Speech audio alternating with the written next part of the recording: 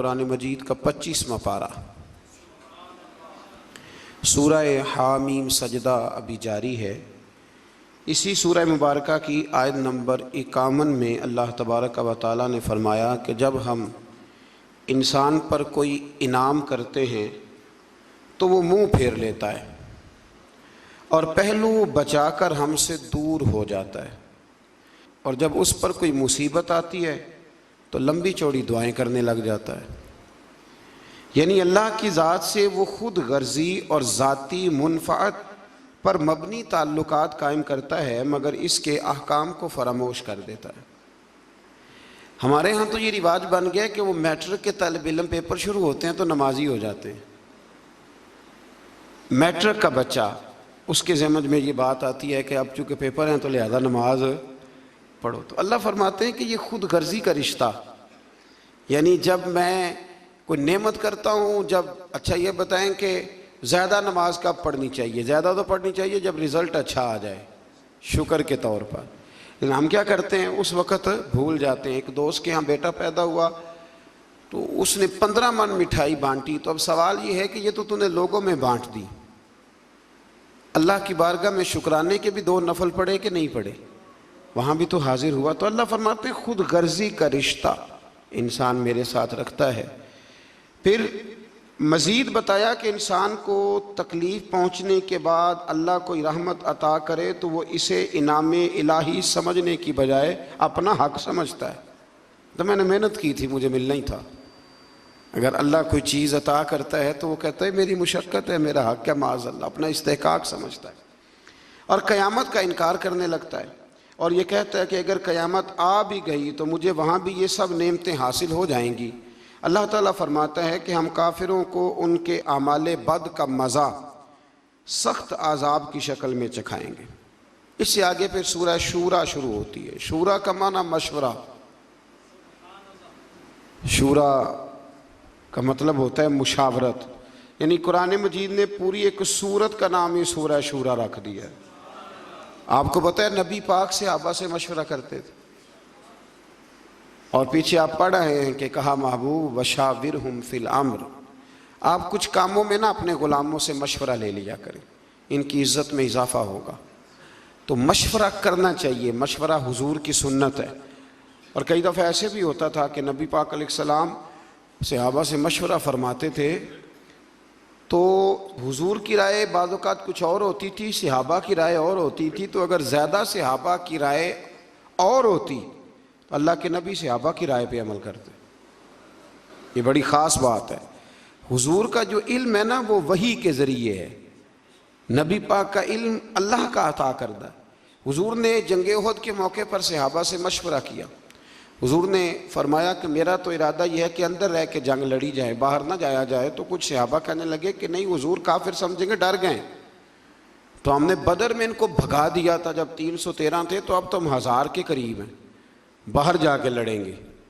تو نبی پاک نے فرمایا ٹھیک ہے جیسے تمہارا مشورہ۔ باہر گئے، پر اس جنگ میں نقصان ہوا، تکلیف ہوئی، لیکن کہیں یہ حوالہ نہیں ملتا کہ حضور نے فرمایا ہو میں نے تمہیں کہا تھا نا نہیں باہر جانا، یہ حوالہ نہیں ملتا۔ ہمارے ہاں پہلے تو ہم مشورہ لیتے نہیں، اور پھر دوسری بات مشورہ دینے والے کو سمجھنا چاہیے کہ میں مشورہ دے رہا ہوں، حکم نہیں دے رہا۔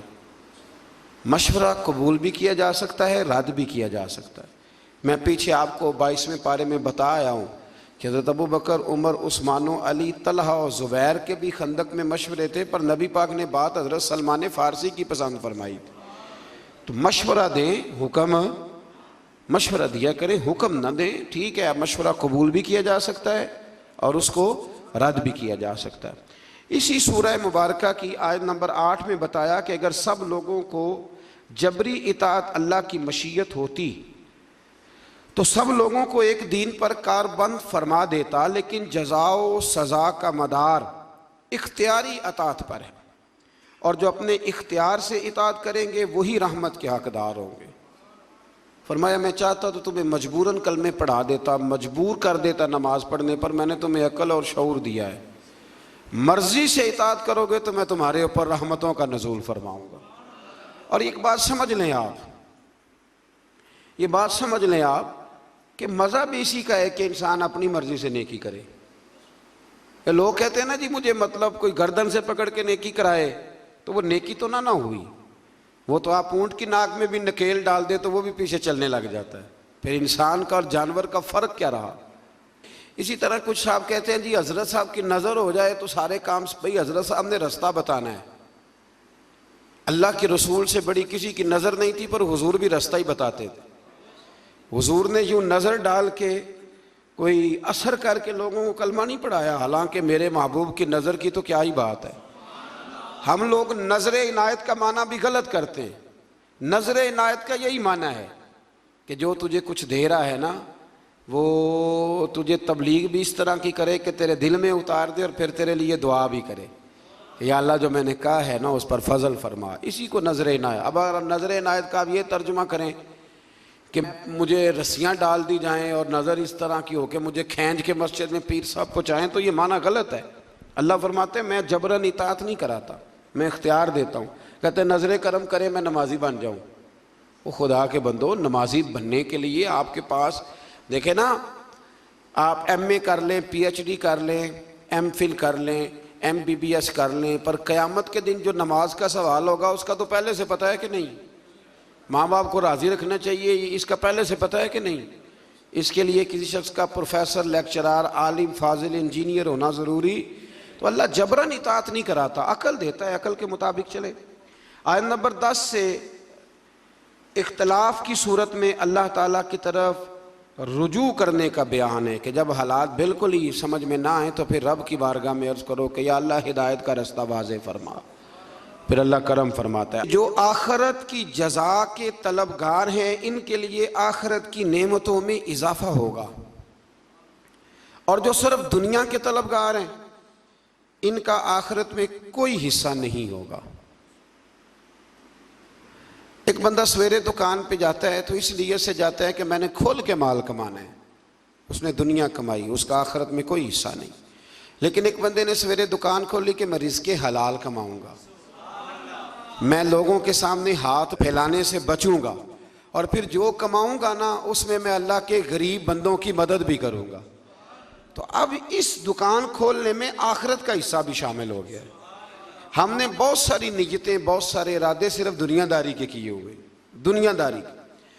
میں مذہبی ماحول کا آدمی ہوں تو مجھے محافل پہ جانے کا موقع ملتا ہے، بڑے بڑے شاندار بورڈ لگواتے ہیں لوگ، ان میں تصویریں لگاتے ہیں، تو محفلیں کرانے والے بھی کئی نمازی نہیں۔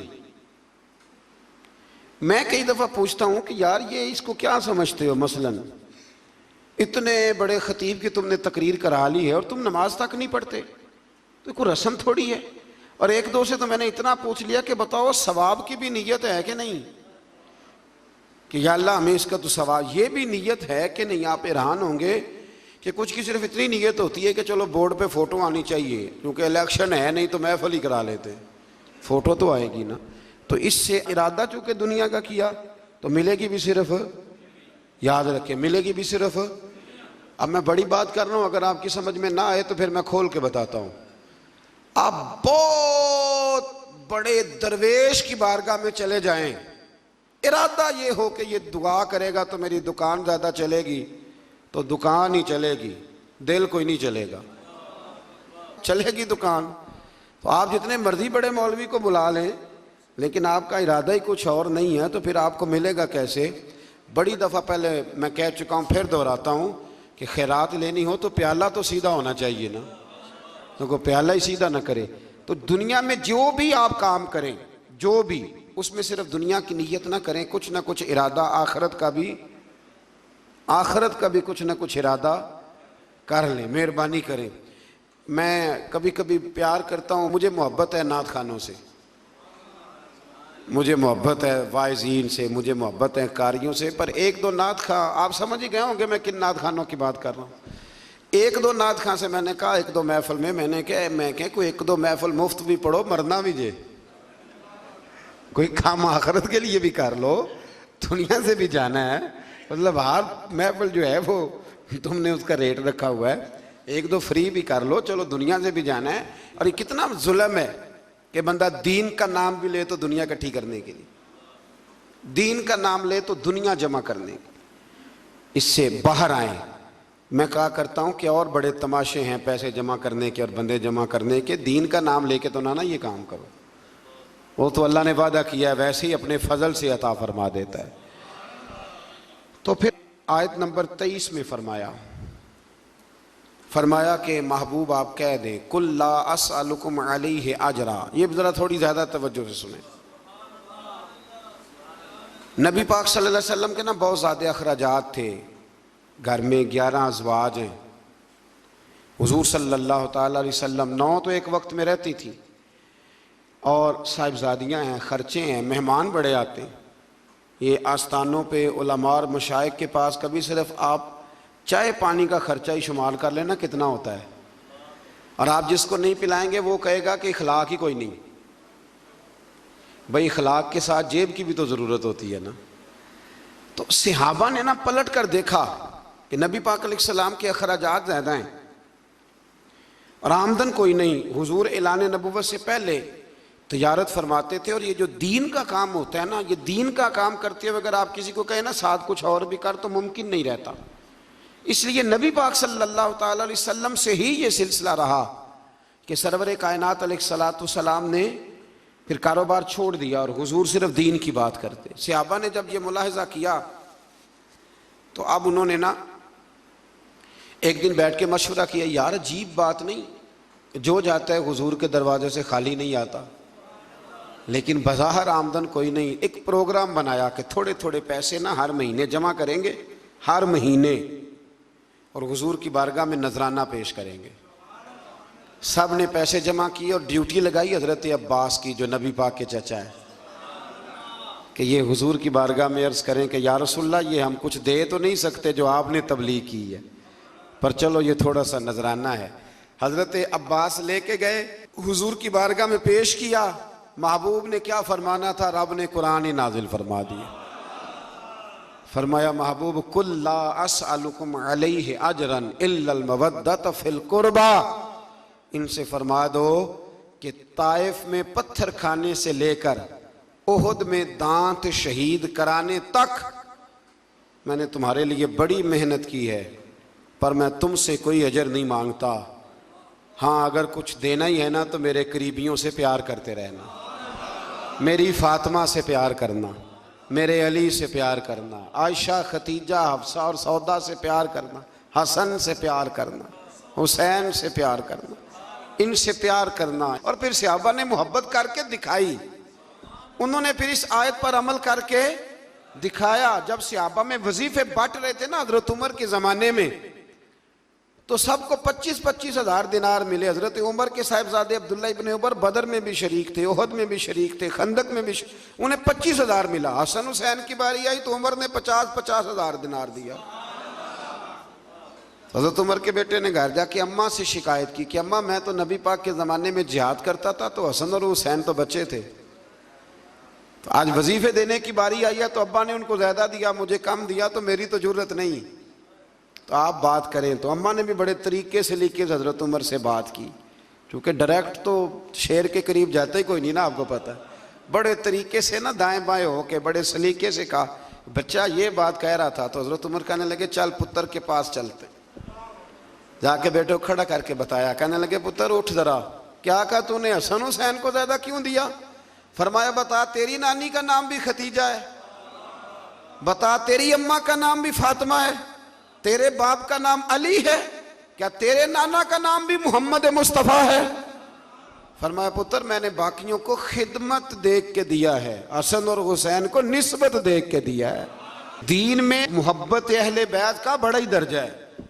میں نے رمضان کے پہلے جمعے میں کہا تھا، وہ ہمارے ہاں نا بڑی مشکل ہے، کوئی ادھر سے نکل آتی ہے آواز، کوئی ادھر سے نکل آتی ہے۔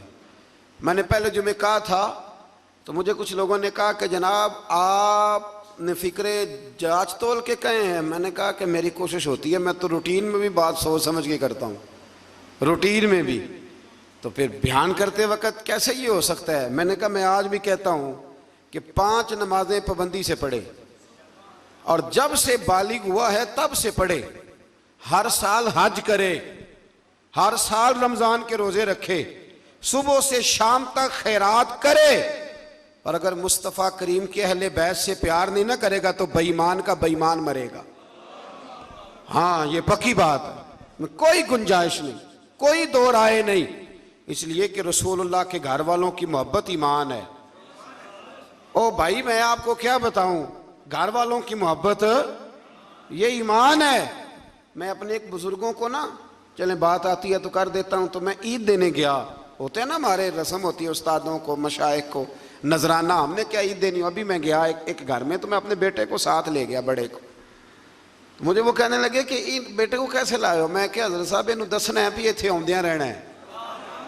تو اپنی نسلوں کو بتاتے ہیں کہ ہمارا محسن کون ہے, تو ہم نسلوں کو بتاتے ہیں. تو یہ یاد رکھیں کہ یہ کیا بات ہوئی کہ آپ کہیں کہ جی ٹھیک ہے جی یہ بھی ٹھیک ہے تو وہ بھی ٹھیک ہے. نہیں, ٹھیک یہی ہے کہ جس کا رسول اللہ کی اولاد سے پیار ہے اس کا ایمان مضبوط ہے. یہی سبق حضرت ابوبکر صدیق نے پڑھایا ہے, یہی سیدنا فاروق اعظم کا درس ہے. ایسے ہی عثمان غنی اتنے بڑے مالدار ہو کے رسول اللہ کے اہل بیت کے گھر میں جھاڑو دیا کرتے تھے, حضور کے سین میں جھاڑو دیتے تھے عثمان غنی. یہ ہمیں صحابہ نے سکھایا ہے کہ رسول اللہ کی اہل بیت کا پیار. اور یہ جو نذرانہ ہے نا, نذرانہ, اس کو بھی لوگ بہت بڑا جرم سمجھتے ہیں, بڑا جرم. اور میں نے کل دیکھا جی آپ حضرت صاحب کو نذرانہ دے رہے تھے, تو صحابہ اگر نبی پاک کو نذرانہ دیں اور حضور قبول کر لیں تو کہتے ہیں کامل پیر وہ ہوتا ہے جو روٹی بھی نہ کھائے, کپڑے بھی نہ پہنے.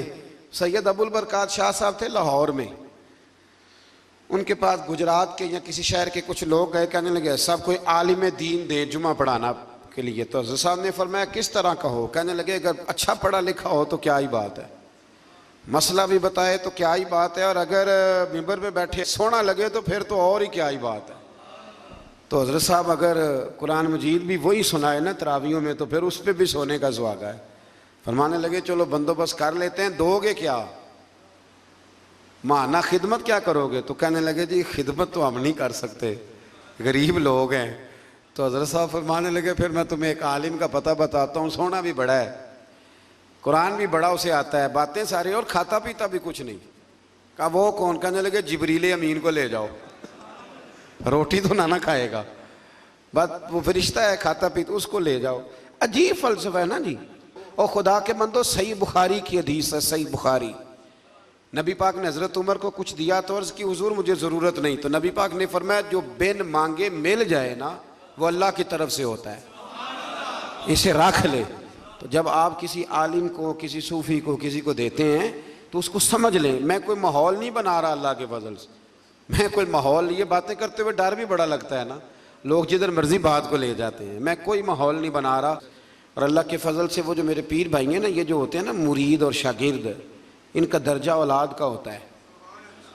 تو بچے سے تو بندہ حکمن بھی لے سکتا ہے نا, لیکن الحمدللہ تعالیٰ میرے پیر بھائی آپ کو ایسی کوئی بات نہیں کبھی بتائیں گے, اللہ کے فضل سے نہیں بتائیں گے.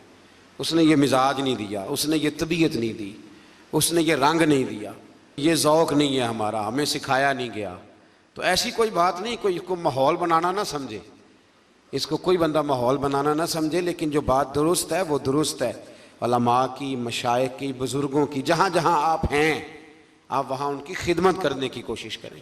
اللہ کے بندے کو اللہ کا بندہ سمجھ کے جب خدمت کرتے ہو تو اللہ راضی ہوتا ہے, اللہ اس سے راضی ہوتا ہے. اللہ توفیق عطا فرمائے. اس سے آگے چلتے ہیں. آیت نمبر 27 میں بتایا, یہ سورہ شورا کی آیت نمبر 27 میں, اس میں جو مضمون ہے وہ بڑا شاندار ہے. غریب بندے ذرا توجہ سے سنیں گی آیت. غریب بندے سنیں اللہ کریم کیا فرماتے ہیں. آیت نمبر 27 میں فرمایا وَلَوْ بَسَطَ اللَّهُ الرِّزْقَ لِعِبَادِهِ لَبَغَوْا فِي الْأَرْضِ. فرمایا اگر اللہ کشادہ کر دیتا تمام بندوں کا رزق, سب کو زیادہ روزی دے دیتا تو زمین میں وہ سرکشی کرنے لگ جاتے. اللہ تعالیٰ فرماتا ہے کہ وہ اندازے کے مطابق دیتا ہے, جس کو جتنا چاہتا ہے عطا کر دیتا ہے. اگر اللہ, یاد رکھیں بہت سارے لوگ ہیں اگر ان کے پاس پیسہ آ جاتا وہ بغاوت کرتے. پیسہ ہمیشہ اچھا نہیں ہوتا, اس کو اللہ کا فضل بھی کہا گیا ہے. تو آپ اس بات پہ راضی رہیں, جتنے پیسے ہمارے لیے اچھے تھے اللہ نے اتنے ہمیں دے دیے, اور جو ہمارے لیے ٹھیک نہیں تھے وہ رب نے ہمیں نہیں دیے، یہ یاد رکھ لیں۔ پھر اللہ تبارک و تعالیٰ نے آیت نمبر 33 میں فرمایا کہ سمندروں میں رواں دواں پہاڑوں کی مانند جہازوں کو ہم نے بنایا ہے، انہیں دیکھو گے تو تم انہیں ہماری نشانیاں پاؤ گے، اور وہ اپنے رب پر ہی توکل کرتے ہیں اور کبیرہ گناہوں سے اور بے حیائی کے کاموں سے بچتے ہیں اور غصے کے وقت معاف کرتے ہیں۔ یہ اللہ فرما رہا ہے کہ اس کے بندوں کی شان یہ ہے کہ معافی کب دیتے ہیں؟ غصہ کرنے کے بعد معافی مانگنے کی بات نہیں ہو رہی، غصے کے وقت وہ معاف کرتے ہیں۔ اور فرمایا اللہ تعالیٰ کے حکم کو قبول کرتے ہیں اور نمازوں کو قائم کرتے ہیں۔ مزید بتایا کہ مسلمانوں کے معاملات باہمی مشاورت سے طے ہوتے ہیں، اور برائی کا بدلہ اس جیسی برائی سے، یعنی عدل کا تقاضا ہے، لیکن جس نے اپنے قصوروار کو معاف کر دیا، اگر برائی کا بدلہ کوئی برائی سے دے گا تو یہ بھی عدل کا تقاضا ہے، بدلہ لینے کی اجازت ہے۔ کسی نے آپ کو برا کہا تو آپ نے بھی برا کہہ دیا، اجازت ہے، لیکن فرمایا اگر معاف کرو گے تو پھر تمہارا اجر اللہ کے ذمے ہے۔ حضرت ابوبکر صدیق بیٹھے تھے تو ایک شخص آپ کو برا بھلا کہہ رہا تھا، آپ خاموشی سے بیٹھے رہے، اس نے بڑا ہی کہا تو ایک جملہ حضرت ابوبکر صدیق نے بھی کہہ دیا۔ جب حضرت ابوبکر صدیق بولے تو حضور اٹھ کے چل پڑے۔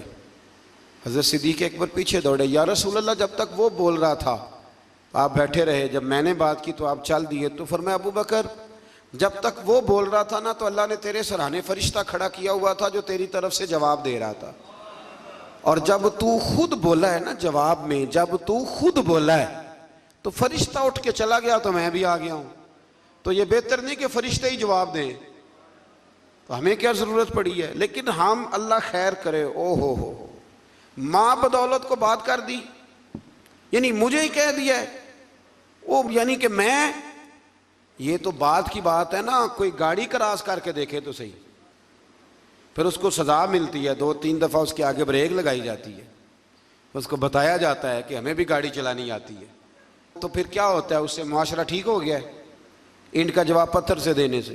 اس طرح نہیں، آپ معاف کریں، بڑا حوصلہ، دل دریا سمندروں ڈونگے کون دلاں دیاں جانے۔ کچھ باتیں نا دل پہ لکھی جاتی ہیں۔ پہلی دفعہ میں نے ٹرک کے پیچھے لکھا ہوا دیکھا تھا، تو لنگ جا ساڑی خیر ہے، یہ بہت بڑا فکر ہے، یہ ہنسنے والی بات ہی، بہت ساڑی، کیا مطلب؟ ٹرک والا آہستہ چلتا ہے تو منزل پہ نہیں پہنچتا ہے کہ نہیں؟ ایسے بھی ہیں جو کراچی سے چلتے ہیں اور پنڈی آتے ہیں، پہنچتے ہیں کہ نہیں پہنچتے؟ لیکن تو لنگ جا ساڑی خیر ہے، تو جانا تو ہم دیکھ لیں گے۔ شادیوں کے موقع پہ کھانا کھلتا ہے، اب تو میں شادیوں پہ جاتا نہیں، بینڈ باجے کی وجہ سے چھوڑ گیا ہوں، تو کبھی بزرگ حکم دیتے تھے، گھر والے تو میں جایا کرتا تھا کسی موقع پہ تو میں بیٹھا رہتا تھا۔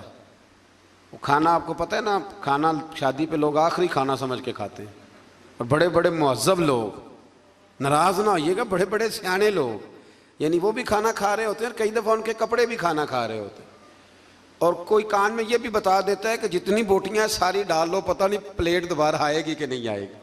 یہ اور بڑے بڑے وہ لوگ جو روز شام کو گوشت کھاتے ہیں، ان لوگوں کی بات کر رہا ہوں۔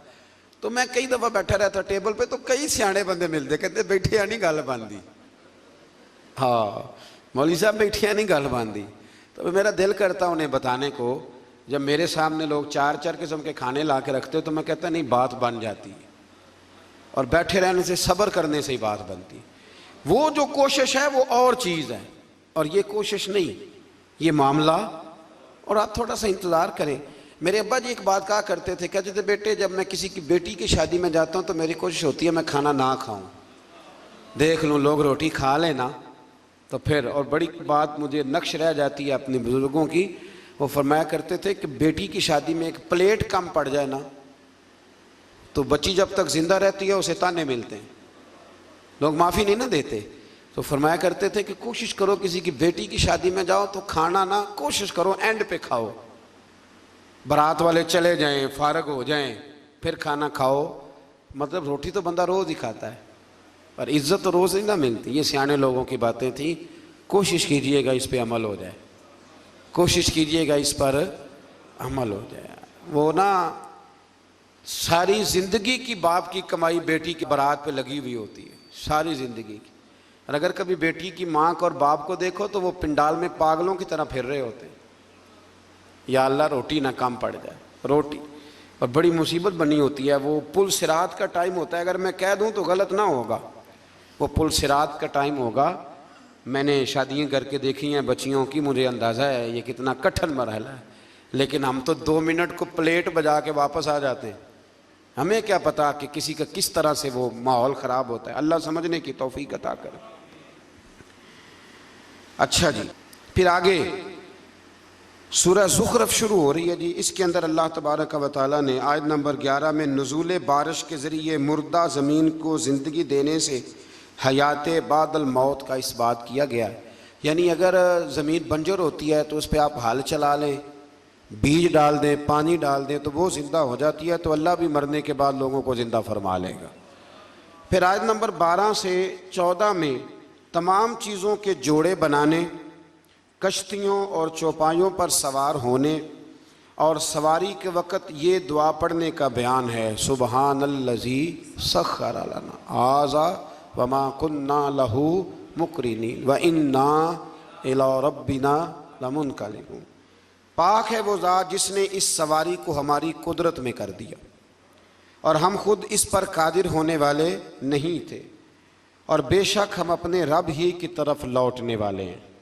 آیت نمبر 31 میں کفار مکہ کا یہ مطالبہ بیان ہوا ہے کہ وہ کہا کرتے تھے کہ یہ قرآن 2 بستیوں یعنی مکہ اور طائف کے کسی بڑے آدمی پہ کیوں نازل نہیں ہوا؟ کہتے کسی امیر آدمی پہ نازل ہو جاتا، یہ نبی پاک صلی اللہ علیہ وسلم پہ نازل ہو گیا، حضور تو بظاہر غریب ہیں، تو وہ یہ مطالبہ کرتے۔ ابھی بھی لوگ کہتے ہیں کہ یہ مولویوں کی ٹیم تو غریبوں کی جماعت ہے، یہ مطلب دیکھیں نا، یہ لوگ انقلاب برپا کریں گے۔ اور بہت سارے لوگ ملکی حالات پر مولوی صاحب کا بات کرنا پسند نہیں کرتے، یعنی وہ سمجھتے ہیں کہ یہ قومی سطح کی بات ہے تو مسجد کا مولوی بات کرے، حالانکہ قرآن و سنت میں جو اللہ نے نظام مصطفیٰ صلی اللہ علیہ وسلم کے طور طریقے بتلائے ہیں وہ سب سے بہترین تدبیر ہے، اور تدبیر کا ترجمہ سیاست ہے۔ تو مکے والوں کا یہ اعتراض تھا کہ اللہ تعالیٰ کسی مالدار آدمی پہ معاذ اللہ نازل کرتا، وہ اکثر کہتے تھے کہ ولید بن مغیرہ پر یا ابو مسعود ثقفی پر نازل ہو جاتا معاذ اللہ، تو رب کیا فرماتا ہے؟ اللہ نے فرمایا کہ آپ کے رب کی رحمت کو یہ تقسیم کرتے ہیں، یعنی یہ فیصلہ تو اللہ تعالیٰ نے کرنا ہے کہ منصب نبوت کس کو عطا کیا جائے گا۔ ہم نے ان کی دنیاوی زندگی میں ان کی معیشت کے وسائل کو تقسیم کیا ہے، اور ہم نے معاشی اعتبار سے بعض کو بعض پر کئی درجے فضیلت دی ہے تاکہ وہ ایک دوسرے سے خدمت لیں، خدمت لیں۔ دیکھیں نا، غریب کسی اور رنگ میں خدمت کر دیتا ہے تو امیر کسی، یہ تو اللہ تعالیٰ نے درجات بنائے ہیں تھوڑے بہت تاکہ انسان کا انسان سے تعلق قائم رہے۔ اور آپ کے رب کی رحمت اس مال سے بہت بہتر ہے جس کو یہ جمع کر رہے ہیں۔ دنیا کی زندگی کی بے وقعتی کو بیان کرتے ہوئے فرمایا اگر لوگوں کے کفر میں مبتلا ہونے کا اندیشہ نہ ہوتا تو ہم ان کے لیے گھروں کی چھتیں، سیڑھیاں، دروازے اور مسندیں چاندی کی بنا دیتے، لیکن لوگوں کو اتنا زیادہ مال دے دیا جائے تو ڈر ہے کفر میں مبتلا ہو جائیں۔ یاد رکھنا، سونے کی بھی بنا دیتے، یہ سب دنیا کا سامان زیست ہے، اور آپ کے رب کے پاس آخرت کی نعمتیں صرف متقین کے لیے۔ مزید فرمایا جو رحمان کی یاد سے غافل ہو کر اندھا ہو جاتا ہے اس پر ہم شیطان مسلط کر دیتے ہیں تو وہی اس کا ساتھی ہوتا ہے۔ جب آپ اللہ کی یاد سے نکل آتے ہیں تو پھر شیطان کے قبضے میں آ جاتے ہیں، پھر وہ جیسے چاہتا ہے۔ لوگ کہتے ہیں جی بات ٹھیک ہے مجھے نہیں سمجھ آتی، تو حالانکہ انہیں سزا ملی ہوئی ہوتی ہے، اس لیے کسی بات کی انہیں سمجھ ہے۔ آیت نمبر 67 سے بتایا کہ دنیا میں جو منکرین کی ایک دوسرے کی دوستی کا دم بھرتے ہیں نا، یہ منکرین قیامت ایک دوسرے کی دوستی کا، وہ ایک دوسرے کے دشمن بن جائیں گے۔ قیامت کے دن ایک دوسرے کے دشمن بن جائیں گے، یعنی ایک دوسرے کے خلاف سلطانی گواہ بنیں گے۔ وہ کہے گا اس نے مجھے گمراہ کیا، اور یہ کہے گا۔ لیکن جو متقی ہوں گے، الْأَخِلَّاءُ يَوْمَئِذٍ بَعْضُهُمْ لِبَعْضٍ عَدُوٌّ إِلَّا الْمُتَّقِينَ، اللہ اس آیت مبارکہ میں فرماتا ہے وہ دشمنی کریں گے، گہرے دوست قیامت میں دشمن بن جائیں گے، لیکن جو متقی ہوں گے نا ان کی دوستیاں قیامت کے دن بھی قائم رہیں گی۔ جن لوگوں کے ساتھ آپ کا دینی رشتہ ہے نا، دینی، وہ قیامت میں بھی قائم رہے گا۔ اور مزہ آتا ہے کچھ باتیں جب ایسی ہم دیکھتے ہیں، نبی پاک نے نا سیدھے ہاتھ میں حضرت ابو بکر کا ہاتھ پکڑا اور دوسرے ہاتھ میں حضرت عمر کا، تو نبی پاک صلی اللہ علیہ وسلم مسجد نبی کے سین میں آئے تو ایک صحابی کہنے لگا سبحان اللہ، کیا بات ہے؟ تو حضور نے فرمایا خوش ہوئے ہو؟ عرض کی یا رسول اللہ ہاں۔ فرمایا میں جب قیامت میں جنت میں جاؤں گا تب بھی اسی طرح ہی جاؤں گا۔ تو یہ دوستیاں قیامت میں بھی قائم ہیں۔ جس کی داتا صاحب سے دوستی ہے، جس کی خواجہ اجمیر سے دوستی ہے، جس کی بابا فرید سے دوستی ہے، جس کی حضرت نظام الدین سے دوستی ہے، اور جس کی غوث پاک جیلانی سے دوستی ہے، وہ قیامت میں بھی قائم رہے گی۔ وہ یہ دوستیاں قیامت میں بھی قائم ہیں۔ بس ایک حدیث اور نہ سناؤں آپ کو؟ نبی کریم صلی اللہ تعالی علیہ وسلم کی متعدد روایات ہیں، پر ایک روایت بڑی عجیب ملتی ہے۔ قیامت کے دن نا، قیامت کے دن حضور نے فرمایا ایک بندہ جنت میں جا رہا ہوگا، ایک نیک بندہ، ایک عالم، تو ایک بندہ آگے سے دوڑ کے آ جائے گا، السلام علیکم۔ یہ مشکات کی حدیث اور بڑی مضبوط روایت عرض کر رہا ہوں۔ بزرگ کہیں گے وعلیکم السلام، حضرت صاحب پہچانتے ہو؟ اب اس بندے کے لیے حکم دوزخ کا تھا، پہنچ گیا یہ جنتی کے پاس۔ بھلا کیسے پہنچا ہے؟ مجھے لگتا ہے اللہ نے خود ہی پہنچایا ہے۔ بھئی سڑک علیحدہ علیحدہ ہے جنت اور جہنم کی، لیکن یہ جنتی کے پاس کیسے پہنچ گیا؟ بتائیں نا، میری طلب بھی تو تیرے کرم کا صدقہ ہے۔ یہ پاؤں اٹھتے نہیں بلکہ یہ اٹھائے۔ تو ملاقات کرا دی، اس کو کہا حضرت صاحب پہچانتے ہو؟ کہا بیٹا نہیں۔ ہاں، یہ مسئلہ بھی بڑا ضروری ہے۔ ضروری نہیں کہ کسی پیر کے زیادہ مرید ہیں تو وہ سب کو پہچانے، نسبت ہونا ضروری ہے، تعلق ہونا۔ وہ بزرگ کہیں گے نہیں میں نہیں پہچانتا، کہیں گے آپ ایک دفعہ آئے تھے تو میں نے وضو کرایا تھا، اور ایک روایت کے لفظ میں نے پانی پلایا تھا۔ او مالک تو کتنا کریم ہے، اور بزرگوں کی نسبت کتنی شاندار ہے۔ وہ عالم واپس پلٹ جائیں گے، عرض کریں گے یا اللہ مہربانی فرما، اس نے پانی پلایا تھا، اللہ وضو کرایا تھا، میری اجرت میری محنت سے زیادہ کیوں ہے؟ میرے محسن تیرے احسان سے ڈر لگتا ہے۔ کہا وہ اللہ کی بارگاہ میں عرض کریں گے مالک مہربانی فرما، تو فرمایا فقط ایک اللہ والے کو پانی پلانے یا وضو کرانے کی برکت سے اللہ اس گناہگار کو بھی جنت عطا فرما دے گا، اللہ جنت دے دے گا اس کو بھی۔ تو سمجھ لیں کہ متقین کی دوستیاں قیامت میں بھی۔ دوستیاں تو لوگوں کی ہوتی ہیں نا، آپ کو پتہ ہے نا، اب تو فلیکس سستی ہو گئی ہے، سارے ایم این اے کے ساتھ فوٹو لگوا سکتے ہیں۔ دوستیاں تو ہوتی ہیں نا، اور سیلفی بھی عام ہو گئی ہے، کھینچ کھینچ کے جناب سیلفیاں لوگوں نے لگائی ہوئی ہیں، فلانے وزیر کے ساتھ تو فلانے مشیر کے ساتھ تو فلانے کے ساتھ۔ دوستی وہی اچھی ہے جو داتا صاحب کے ساتھ ہے، بڑی پکی، بڑی شاندار، بڑی زبردست۔ داتا صاحب جایا کریں۔ داتا صاحب غوث اعظم سے پہلے کے بزرگ ہیں، غوث پاک سے پہلے کے بزرگ ہیں، اور خواجہ اجمیر خاندان چشت دنیا میں پھیلا ہے، پر خواجہ اجمیر کہا کرتے تھے کہ میں نے یہاں سے بڑا کچھ پایا ہے۔ گنج بخش فیض عالم، مظہر نور خدا، ناکسارا پیر کامل، اور کامل آرا، فرمایا یہ تو خزانہ ہے، اور کوئی ناقص ہو تو یہ ان کا پیر ہے، تو کوئی کامل بھی ہو تو یہ ان کو بھی رہنمائی کرتے۔ وقت نکال کے جایا کریں۔ ہمارے اصل میں قریب ہے نا، اس لیے ذرا مشکل ہے، قریب والی چیز کو ماننا بڑا مشکل ہوتا ہے۔ مثال دی تھی نا تھوڑے دن پہلے کہ چراغ کے بالکل نیچے میرے سنگی جانتے ہیں میں ٹائم نکال کے داتا صاحب جاتا ہوں اللہ کے فضل سے، اللہ کے فضل سے۔ کئی دفعہ داتا صاحب جاتا ہوں تو پہچاننے والے مل جاتے ہیں، کہتے ہیں کوئی پروگرام سی؟ میں نے کہا ہاں داتا صاحب حاضری کا پروگرام تھا۔ ضروری ہے کہ پروگرام پہ ہی آئے آپ، تو اس لیے جایا کریں، لیکن ادب کے ساتھ جائیں۔ وہ قبر کو چومنا یا جو ہے وہ معاذ اللہ تعالیٰ زیادہ جھکنا یا کوئی ایسی حرکت نہیں۔ چار ہاتھ دور کھڑے رہیں، قرآن پاک پڑھیں، ان کی روح کو اصال ثواب کریں، اور وسیلے سے دعا مانگیں، وہ بھی اللہ سے مانگیں وسیلے۔ سمجھ آ رہی ہے؟ اور داتا صاحب کے تو سامنے جا کے بڑا بندہ کھڑا ہو جائے تو اللہ فیض سے مالا مال کر دیتا ہے۔ کچھ جگہیں جو ہوتی ہیں وہ ڈیپو ہوتی ہیں اللہ کے فضل کا، تو وہاں تو آپ سامنے جا کے کھڑے ہو جائیں تو تجلی پڑنی شروع ہو جائے گی۔ اور اتنا فیضان کم جگہوں پہ ہے جتنا داتا صاحب کے مزار پہ، کم جگہوں پہ۔ بڑے درباروں پہ آپ جائیں گے نا تو رات کو کہیں گے بند ہو گیا. داتا صاحب کا مزار بھی کبھی بند ہوا ہے؟ اس کا مطلب ہے سچی مچی داتا ہے. اس کو داتا تو نہیں نا کہتے جو کبھی دے اور کبھی نہ دے. بہرحال داتا صاحب رحمۃ اللہ تعالیٰ علیہ پہ تو ایک الگ عنوان چاہیے بات کرنے کی، کسی وقت کریں گے انشاءاللہ تعالیٰ. میرے بہت سارے لیکچر اس موضوع پہ ہیں، حضرت داتا صاحب کی تعلیمات پر کئی ہیں، انشاءاللہ کسی وقت ان کے احوال بھی تفصیل سے بات کریں گے.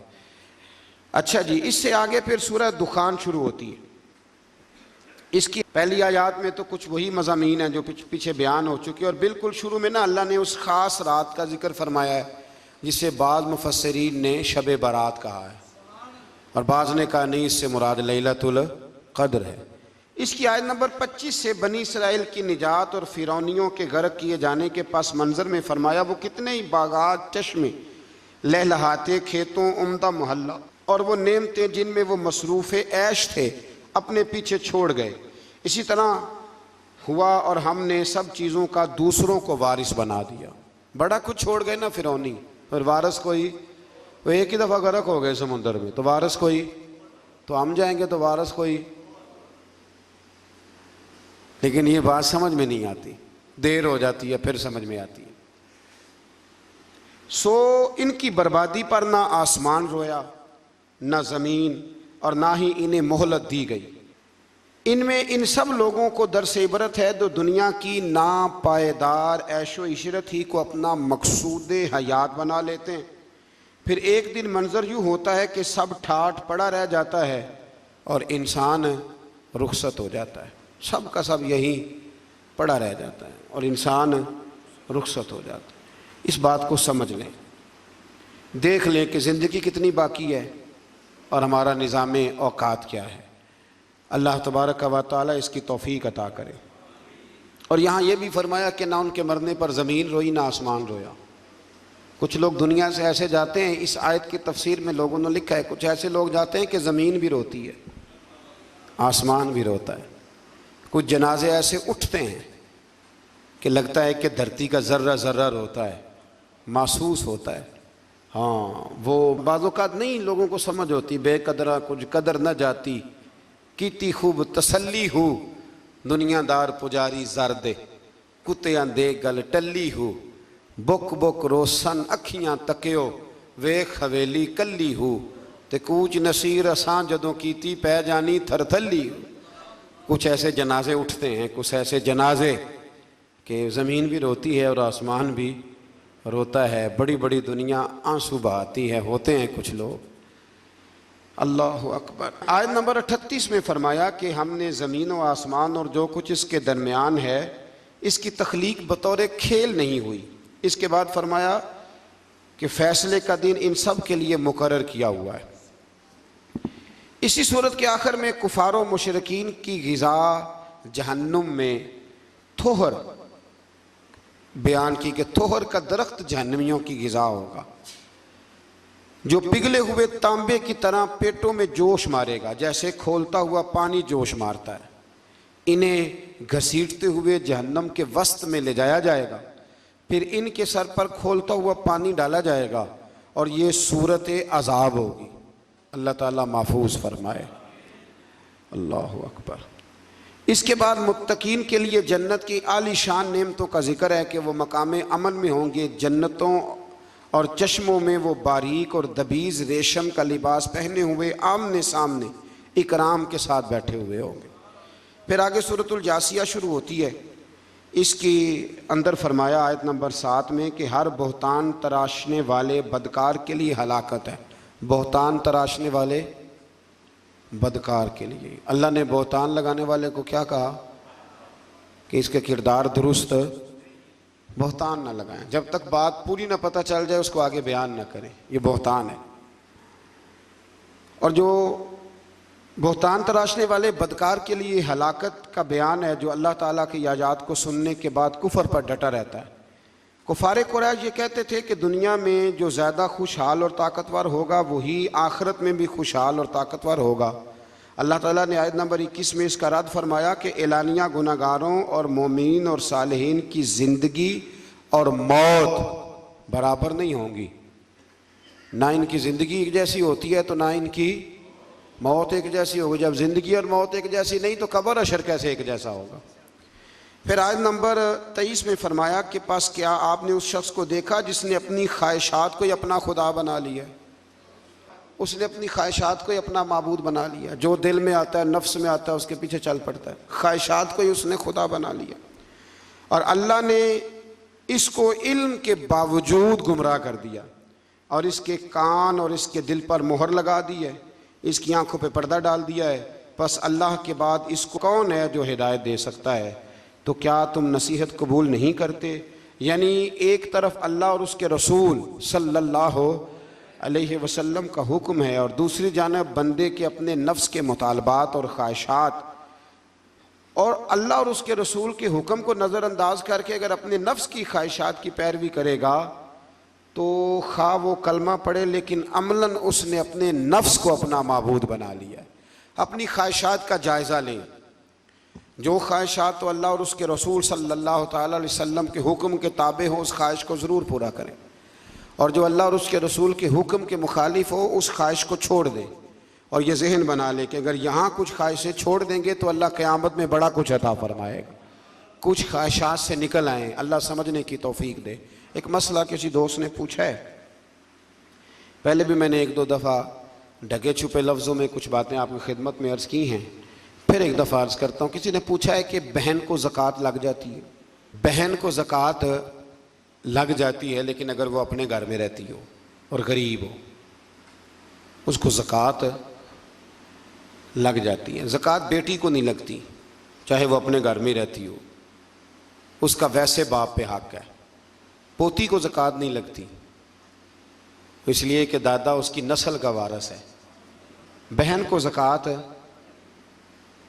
لیکن ایک مسئلہ ہے، بہن کو یا بھائی کو یا کسی اور کو زکوٰۃ دیں تو بتانے کی ضرورت نہیں کہ یہ زکوٰۃ ہے. پتہ ہے نا، پھر کئی دفعہ بھابیاں اور نندیں ایک دوسرے سے مقابلہ کرتی ہیں تو نیچا دکھانے کی بھی کوشش کریں. صدر الشریعہ رحمۃ اللہ نے مسئلہ لکھا ہے بہار شریعت میں کہ آپ کہہ دیں کہ یہ میری طرف سے بچوں کی عیدی ہے، بتانے کی ضرورت نہیں. کچھ لوگ کہتے ہیں جی مطلب انہوں نے چھپا کے نہ رکھے ہوں، تو میں نے کہا ایسا کوئی بھی نہیں کہ جو بہن بھائیوں سے چھپا کے رکھے اور اتنا کمزور ہو جائے کہ روٹی بھی نہ کھائے. اتنا تو بیوقوف کوئی بھی نہیں. اور اگر اس نے چھپا کے رکھے ہیں تو وہ جانے اور رب جانے. آپ کی زکوٰۃ ہو گئی، ظاہری حال پر فتویٰ ہوتا ہے. لیکن چھوٹی بہن بیٹی کی طرح ہوتی ہے اور بڑی، تو جو بھائی اتنا قابل ہے وہ زکوٰۃ دے سکتا ہے تو مہربانی کرے نا، جس 1.25 کروڑ کی اس نے زکوٰۃ دینی ہے اس میں سے 10 لاکھ ویسے بہن کو دے دے تاکہ وہ بیچاری کوئی کاروبار کرا لے. جو مسئلہ ہے وہ میں نے عرض کر دیا ہے، جو مسئلہ ہے وہ میں نے بیان، لیکن بہن کو زکوٰۃ دینی ہے. یعنی وہ بہن جو تیری اور تیری ماں اکٹھی، جن کو ایک گھٹنے پہ تو ہوتا تھا دوسرے پہ بہن ہوتی تھی، اس کو اب زکوٰۃ دے گا تو. بھائی کو بھی لگ جاتی ہے پر تیرا ماں جایا نہیں، تیرے باپ کی اولاد نہیں. کیا بات کرتے ہو؟ سب میں نے جو مسئلہ تھا وہ میں نے بیان کر دیا. لگ جاتی ہے لیکن یہ ظلم نہیں کہ بھائی زکوٰۃ لے رہا ہے اور تو دے رہا ہے. یعنی وہ لے رہا ہے کہ اتنا کمزور ہے کہ لینے لگ گیا، اور تو اتنا مالدار ہے تبھی تو دے رہا ہے نا. تو اس لیے مہربانی کریں، کچھ رشتوں کا ویسے ہی لحاظ کریں، کچھ کا ویسے ہی پاس کریں. عید آئی ہے، تھوڑی تھوڑی توجہ کریں ابھی سے، کوئی حرج نہیں. میں نے شروع میں بھی کہا تھا رمضان شروع ہوتے ہی کہ ایک جوڑا نا اس دفعہ کم پہن لیں، اور جن بہن بھائی کپڑے کم لیتے ہیں نا مہربانی کریں ان کو دے آئیں. آپ کی مہربانی، ایک جوڑا کم لے لیں، کوئی فرق نہیں پڑتا. جوتے 3 نہ خریدیں، ایک خرید لیں، اور چلیں 5000 والا جوتا نہ لیں، اس دفعہ 1500 والا پہن لیں. لیکن تھوڑی تھوڑی نا اتنی بچت کریں. قطرے قطرے سے دریا بھر جاتا ہے. جتنا امیروں کے میک اپ پہ خرچ ہوتا ہے نا اس سے غریبوں کی پوری جھونپڑی بن جاتی ہے. صرف مہربانی کریں میک اپ چھوڑ دیں. ہمارے میک اپ پہ جتنا خرچ ہوتا ہے نا خالی میک اپ پہ، اس سے بڑا کچھ ویسے ان کا بن جاتا ہے. اللہ سمجھنے کی توفیق عطا فرمائے. آخر دعوانا